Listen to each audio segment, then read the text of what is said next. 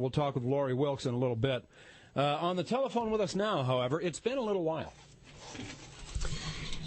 It has been a little while since last we spoke with the man who, for many terms, was the congressman from the 8th District. I think I need to talk you into running, and then you can apply.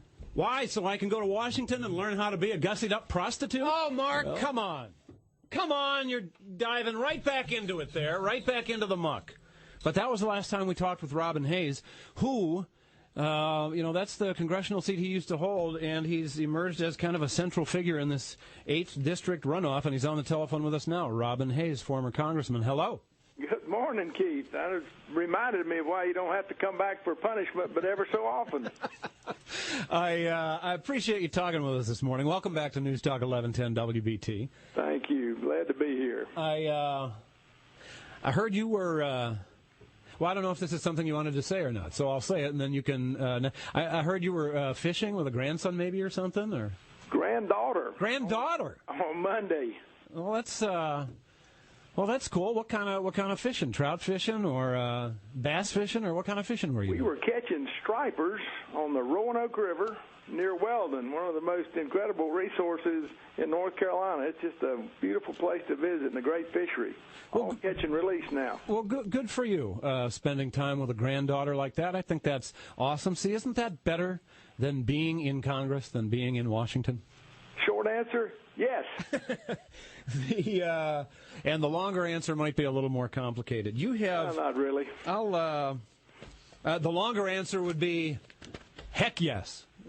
Would be good enough. You've emerged, this is the seat that you held for a long time there, the 8th Congressional District seat, and it's held by Larry Kissel, and he defeated a challenger in the Democrat primary, and then on the Republican side there were 6 people in this race, and it has come down to a runoff between Tim D'Annunzio and Harold Johnson.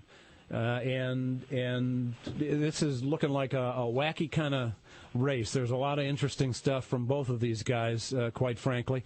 And you're in the middle of this now, having recently come out and endorsed Harold Johnson. Why did you do that? Keith, the 8th District and the seat that I was privileged to hold for 10 years is very, very important to me. The reasons that I ran and the reasons that I continued to serve were about doing the right thing for this district. We had a very competitive primary with 6 people, as you said. I didn't feel it was appropriate. I don't typically get involved in primaries. I wanted the process to work itself out. After the primary was over and the runoff became inevitable, there was a very clear choice, in my instincts and my experience with the 8th District told me that Harold Johnson was clearly the better of the 2 choices. And feeling like I do about the seat and the district, I thought it was important to let people know how I felt about Harold Johnson being the best choice to win the election in November against Larry Kissel. Well, tell me this. Along those lines, quote that appeared from you in a Jim Morrill story in The Observer a couple of days ago, last week, when it came out that you were getting into the race, said, as I look at their records, as I look at their philosophy, their ability to win this seat back, Harold Johnson is without a doubt the best candidate to win. Now, Harold Johnson, you mean like his record as, his philosophy as the big guy sportscaster? I mean, what record is there of Harold Johnson? Well, Harold has a long record of being a North Carolinian. He has worked, as you have, throughout the Charlotte market through his career, and his career as a sportscaster enabled but required him to reach out and develop a network of contacts, to build relationships, to create respect, and out of those relationships came the sources for his storylines, which were very popular and widely followed. So I draw a very strong parallel between how he ran his job for more than, I think, 30 years and the way he built those relationships, and the fact that he was successful in his job by doing that, to me said he will clearly be successful as a congressman in the 8th District, much more so than his opponent. because his opponent hasn't been a successful sportscaster. Not true at all. But there are two contrasting styles here. Oh, so you're okay. So you're talking about the styles of the person, of the personality. I'm talking about the styles, and I'm also talking about the exposure to and the involvement with people in the district. Do you know this Tim D'Annunzio guy? I have known of Tim prior to him getting in the race. I have followed the things that he has said since he's been in the race. So to that extent, I do know of him. I cannot tell you that other than superficially, I know him personally. Have you ever met him? No. Have you ever spoken with him? I'm not sure. I think, but again, I'm not positive. He may have called me before he got in the race. As best I remember, I called him back, and I did not hear from him. But I'm not being careful. I just don't want to say something that's not correct. I ask if you know him or if you've met him in endorsing Harold Johnson. I have not met Tim D'Annunzio, but I've talked with him here 2 or 3 times. And I've seen some other of him, and looked into and followed some other things in the race.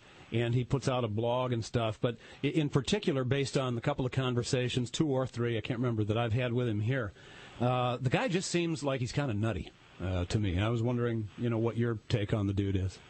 Well, I would not probably use that phrase, but we had some dealings with him through the office while I was still in Congress, as we were working on economic development for Hope County and the surrounding area, and just really wasn't impressed with how that situation transpired. So other than that, I really wouldn't want to say too much more. Why would he? Okay, if you're correct, and you think you're correct, I get you're not trying to. What I said there is absolutely correct. No, what I mean is in terms of if he called you earlier in the race, you're trying not to say that he did. If he didn't, you think he did.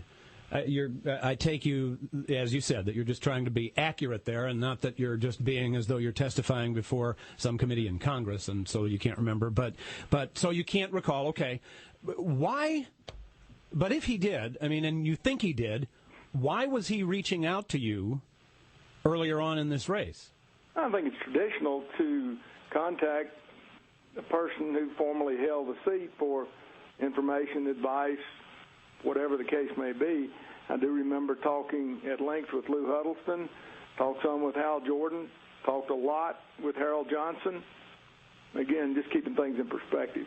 It seems to, I ask because as endorsements have come out recently, some Republican Party kind of endorsements, some, you could almost call it political establishment Republican kind of endorsements, as you've come out for Harold Johnson, Tim D'Annunzio is making it out like, these endorsements, these show that Harold Johnson is a creature of the entrenched incumbent political system, kind of. He's downplaying the endorsements, but if he's reaching out and calling you earlier in the race, then, I don't know how much weight that holds, him trying to now make out that your endorsement is a negative. Yeah, that's possible. Harold came to me before he decided to throw his hat into the ring, and he talked to me at great length, asked me a lot of probing questions about the job, what it took, how much time, all these kinds of things, and followed up a number of times, demonstrating not only his sincerity but his commitment to doing something that he strongly believed in, and following up on concerns that he had. Instead of just being concerned and possibly complaining or doing nothing, I'm going to get in the race because I think I can make a difference. That was one of many things that caused me to come out and strong, firm, and clearly endorse Harold Johnson as opposed to his opponent. Are you, last thing before I let you go and throw the line in the water again, are you, Robin Hayes, are you done with the electoral politics now? Are you striper fishing for good now, or are you coming back at some point? Well, I certainly enjoyed the time that I spent in public office. I won't say that I'm done, but I'm obviously not running this time. waiting for the phone to ring and see how things develop. A lot of responsibilities business-wise. I'm very interested in the philanthropy sector. That's the professional part, personal business. Being with family, fishing with the grandchildren is sure an important and part of my responsibility going forward. I think that fishing with the granddaughter sounds about best of all of that. And not only fishing, we caught lots of fish, and it poured down rain the whole time, and that added to the adventure instead of taking away. It would have to. Hey, look, we've disagreed, but I appreciate your thoughts on these two guys and this race, and I appreciate you talking with us this morning. Former 8th District Congressman Robin Hayes, thanks a bunch. Appreciate you, Keith. And Mary's a great fisherwoman, and companion. All right, well, you have fun with her then. Thanks. Thank you. Bye-bye. Where Charlotte comes to talk. All right. That's what gets you the endorsement. You did effective stories. You built a network for effective stories as a TV sportscaster for 30 years. I don't know. On the one hand, that sounds completely nutty. On the other hand, maybe it's as good as anything else. I don't know. For Keith Larson, it's your